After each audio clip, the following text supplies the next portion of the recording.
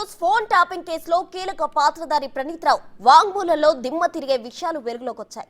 1000 నుంచి 1200 మంది ఫోన్లు ట్యాపింగ్ చేశామని ప్రణీత్ స్టేట్మెంట్ ఇచ్చారు.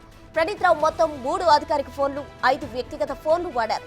ప్రభాకర్ రావు వల్లే తనకు డీఎస్పీగా యాక్సిలరేటెడ్ ప్రమోషన్ వచ్చిందన్న ప్రణీత్ ఎన్నికల సమయంలో ప్రతిపక్ష పార్టీల అభ్యర్థులపై నిఘా పెట్టామని అంగీకరించారు. డబ్బుల తరలింపుపై స్థానిక పోలీసులకు సమాచారం ఇచ్చి సీజ్ చేయించామని తెలిపారు.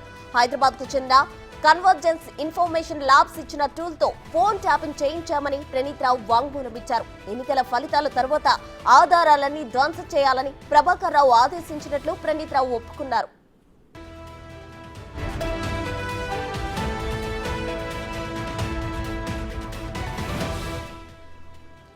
మొత్తంగా 17 కంప్యూటర్లు, ఓ ల్యాప్టాప్ లోని 50 హార్డ్ డిస్క్లు ప్రణీత్ రావు ధ్వంసం చేయించారు. డిసెంబర్ 4న రాత్రి 7:30 ఎస్ఐబి ఆఫీసులో సీసీ కెమెరాలు ఆఫ్ చేయించారు. సీసీ కెమెరాలు ఆఫ్ చేయడానికి ముందుగా ఆర్ఎస్ఐ అనిల్ కుమార్ నిరాకరించాడు. అయితే అది చీఫ్ ఆదేశమంటూ బెదిరించి సీసీ కెమెరాలు బంద్ చేయించాడు. అదే సమయంలో అంటే రాత్రి 7:30 నుంచి 8:15 మధ్య హార్డ్ డిస్క్లు ప్రణీత్ రావు టీం మార్చేసింది.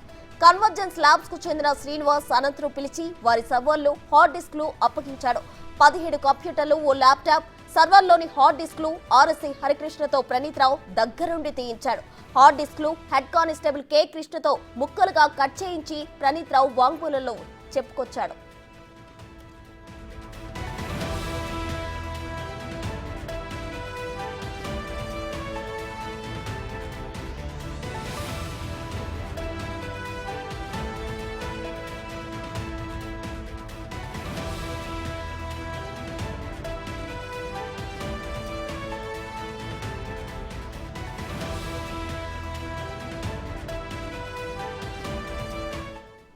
ఇక ఇదే అంశానికి సంబంధించి మరింత సమాచారం మా అసోసియేట్ ఇన్పుట్ ఎడిటర్ నగేష్ అందించడానికి సిద్ధంగా ఉన్నారు. నగేష్, చెప్పండి. అయితే గతంలో ఫోన్ ట్యాపింగ్ కు సంబంధించి ప్రణీత్ రావు అయితే కీలక విషయాలు బయటపెట్టడం జరిగింది. అసలు అప్పుడు ఏం జరిగింది, ఎలాగా హార్డ్ డిస్క్లను ధ్వంసం చేశారు, ఏ విధంగా ప్రభాకర్ రావు ఆదేశాల మేరకు ఇదంతా చేశానని తన స్టేట్మెంట్ లో వెల్లడించడం జరిగింది. ఏంటి అసలు పూర్తి డీటెయిల్స్? రావే కీలకమైన వ్యక్తి అని చెప్పవచ్చు. ఎందుకంటే ఫోన్ ట్యాపింగ్ వ్యవహారం బయటకు వచ్చిన తర్వాత ప్రణీత్ రావే ఈ కేసులో మొదట అరెస్ట్ అయిన వ్యక్తి.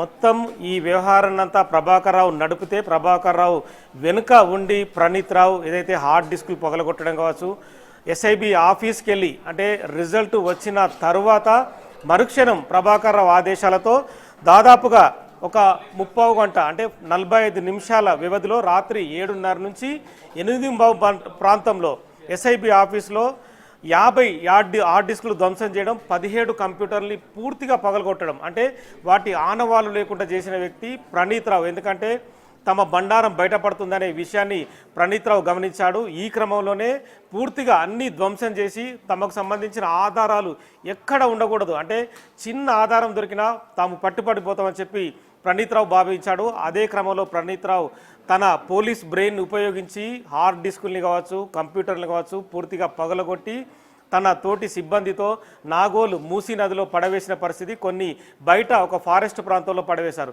కానీ వాటిని రీట్రైవ్ చేయొచ్చన్న విషయాన్ని ప్రణీత్ రావు మర్చిపోయాడు. చాలా వరకు ఇప్పటికీ కాంగ్రెస్ ప్రభుత్వం చేతిలో కీలక విషయాలు బయటకు వచ్చినట్టుగా తెలుస్తోంది. ఎందుకంటే కన్వర్జెన్స్ ఇన్నోవేషన్ ల్యాబ్స్ అని చెప్పి నా చేతిలో సెల్ ఫోన్ చూడొచ్చు. ఇక్కడ world's premier security research and development centre అని చెప్పి ఈ సంస్థ ద్వారా ట్యాపింగ్కు పాల్పడినట్టుగా దర్యాప్తులో తేల్చిన పరిస్థితి. తన కన్ఫెషన్ రిపోర్ట్లో కూడా ప్రణీత్ రావు ఇదే విషయాన్ని వెల్లడించాడు. ఎందుకంటే ఒక ఇంటర్నేషనల్ సంస్థ ఉంటేనే అక్కడ నుంచి ఏదైతే కొత్త రకమైన డిస్కులను తీసుకురావడం కావచ్చు, కొత్త రకమైన ఎక్విప్మెంట్ను తీసుకొచ్చి ఎలా ట్యాప్ చేయాలి, ప్రతి విషయాన్ని ప్రతి నేతకు సంబంధించి ప్రతి అధికారికి సంబంధించి కాల్స్ వినడం కావచ్చు, మినిట్ టు మినిట్ అప్డేట్ చేయడం కావచ్చు. దాదాపుగా 1200 మంది ప్రొఫైల్స్ని వాళ్ళు ట్యాప్ చేశారంటే ఎంతమంది పనిచేసి ఉండొచ్చు, కొన్ని వందల మంది ఎస్ఐబి సిబ్బందిని ఉపయోగించి పనిచేసినట్టు తెలుస్తుంది. ఇక్కడ మన చేతిలో కాపీ ఉంది. ఎందుకంటే ప్రణీత్ రావు కన్ఫెషన్ రిపోర్ట్ ఏదైతే ఉందో ఆ కన్ఫెషన్ రిపోర్ట్లో క్లియర్గా పేర్కొన్నాడు. 4/12/2023 రోజున 7:30 నుంచి 8:00 ప్రాంతంలో కన్వర్జెన్స్ ఇన్నోవేషన్ ల్యాబ్స్ హైదరాబాద్ అని చెప్పి ఇందులో క్లియర్గా మెన్షన్ చేశారు. ల్యాప్టాప్స్ అండ్ హార్డ్ డిస్క్స్ అన్ని కూడా ధ్వంసం రిమూవ్ చేసి వాటిని పగలగొట్టినట్టుగా క్లియర్గా చెప్తున్నారు. ఇందులో హరికృష్ణ అనే ఆర్ఎస్ఐ పేరును కూడా మెన్షన్ చేసిన పరిస్థితి. ఇందులో ఇద్దరు ముగ్గురు కానిస్టేబుల్ని వినియోగించుకున్నాడు. తను కేవలం ప్రభాకర్ రావు ఆదేశాలతోనే ఎస్ఐబి ఆఫీస్కి వచ్చాను, వాటిని పగలగొట్టాలి, ఎందుకంటే ప్రభుత్వం మారింది, ప్రభుత్వం మారిన తర్వాత బండారం అంతా బయటపడుతుంది. 1200 మంది ఏదైతే వాళ్ళకి జీవితాలకు సంబంధించి కావచ్చు, పర్సనల్ వ్యవహారాలు కావచ్చు, వాళ్ళందరికి సంబంధించిన పూర్తి డాటా నెక్స్ట్ కాంగ్రెస్ ప్రభుత్వం దర్యాప్తు చేసే అవకాశం ఉందని చెప్పి ప్రభాకర్ రావు గమనించాడు. ప్రభాకర్ రావు ఆదేశాలతోనే ప్రణీత్ రావు ఈ మొత్తం వ్యవహారాన్ని పూర్తిగా ధ్వంసం చేయడానికి పూరుకున్నాడు. ఇందులో క్లియర్గా మెన్షన్ చేశాడు, the chief of operations Prabhakar Rao resigned to his post. ఎందుకంటే ఆయన పోస్టుకు రాజీనామా చేసి వెళ్ళిపోయాడు కాబట్టి ఈ వ్యవహారం ఎక్కడ బయటపడకూడదని చెప్పారు.